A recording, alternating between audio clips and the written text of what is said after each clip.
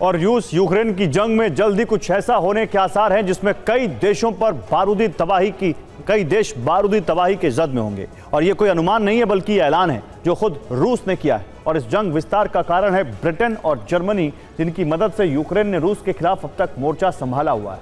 यानी अब रूस के टारगेट पर नेटो देश हैं, लेकिन क्या रूस अकेला नेटो का सामना करेगा? जवाब इस रिपोर्ट में देखिए।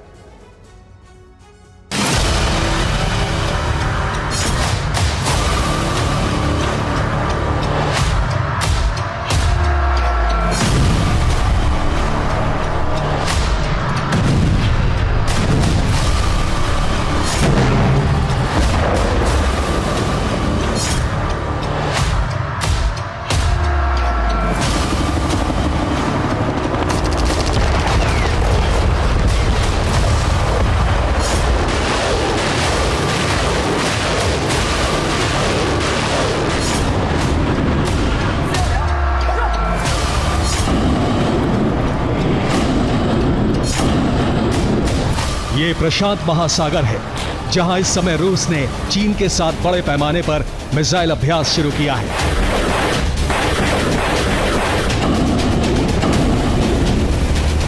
आर्टिफिशियल टारगेट पर क्रूज मिसाइलों से सटीक हमले किए हैं, लेकिन इन हमलों के लिए टारगेट जहां बनाए गए थे वो अमेरिका के लिए सीधी धमकी है।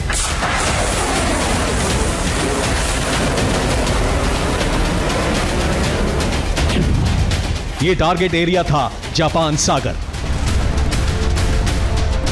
यानी प्रशांत क्षेत्र से चीन और रूस ने जापान सागर तक हमले कर अमेरिका को यह संदेश देने की कोशिश की है कि रूस और चीन के टारगेट अब एक हैं।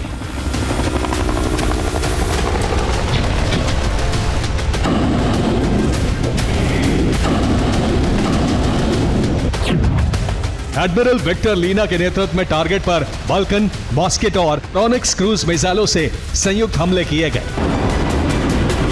जिसके दो मतलब निकाले जा सकते हैं। पहला ये कि रूस चीन साथ मिलकर नेटो के खिलाफ जंग के लिए तैयार हैं, और दूसरा ये कि जो भी देश अमेरिका के साथ हैं वो रूस और चीन के संयुक्त टारगेट पर हैं। और जापान इस खतरे को बहुत जल्दी समझ गया।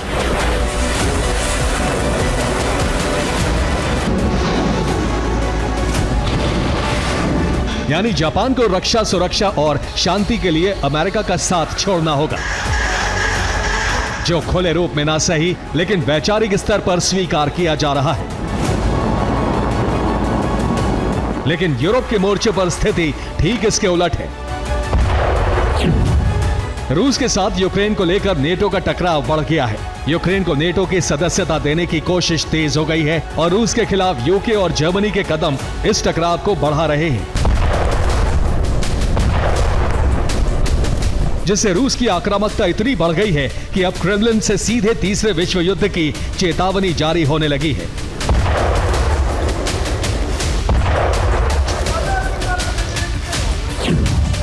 रूसी विदेश मंत्रालय के दूत रोडियन मिरोशनिक ने यूके को चेतावनी देते हुए कहा, यूक्रेनी सेना के लिए सभी सैन्य प्रशिक्षण बंद किए जाएं। यूक्रेन को हो रही हथियारों की सप्लाई भी जल्द बंद की जाए, नहीं तो रूस के खिलाफ युद्ध में इसे संयुक्त कार्रवाई माना जाएगा।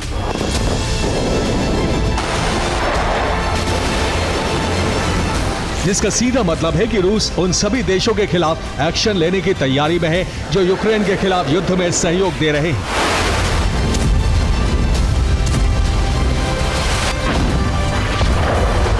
और अगर रूस ने एक्शन लिया तो फिर इस जंग को महायुद्ध में बदलने से कोई नहीं रोक पाएगा।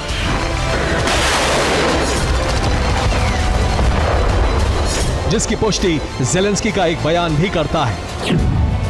उनके मुताबिक जर्मनी आधिकारिक रूप से यूक्रेन को नेटो की सदस्यता का समर्थन करता है। हथियार की आपूर्ति और उत्पादन में भी जर्मनी संयुक्त रूप से शामिल है। हम जर्मनी के इस अटूट समर्थन और नेतृत्व के लिए धन्यवाद देते हैं।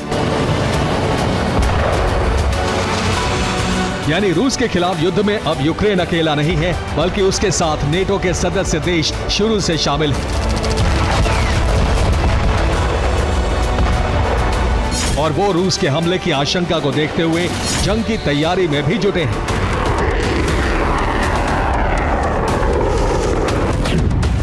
इस तैयारी के तहत पहले तो नॉर्डिक देशों ने महिला सैनिकों की तैनाती की और अब डेनमार्क ने भी महिला सैनिकों का प्रशिक्षण और तैनाती कार्यक्रम शुरू कर दिया है। ये तैयारी बताती है कि नेटो के देश सिर्फ रूस से आशंकित नहीं हैं, बल्कि वो आशंकित हैं विश्व युद्ध की तरफ बढ़ रहे हालात से, जिसमें चीन भी रूस का सहयोगी होगा। लेकिन सवाल यह भी है कि क्या तब तक नेटो का अस्तित्व बचेगा? इस सवाल के उठने का कारण रूस के विदेश मंत्री हैं।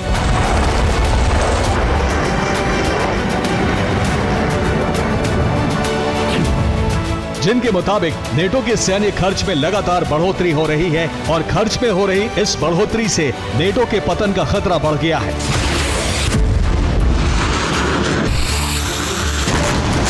अगर ये सच है तो फिर युद्ध नेटो बनाम रूस नहीं होगा, बल्कि रूस चीन संयुक्त रूप से अमेरिका और उसके समर्थक देशों के खिलाफ जंग में उतरेंगे, जो महायुद्ध का कारण बनेगा।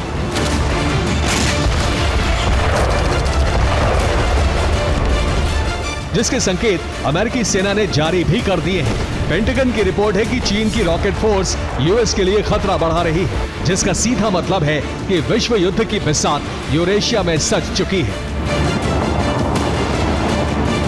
Bureau report, TV9, Bharatvarsh.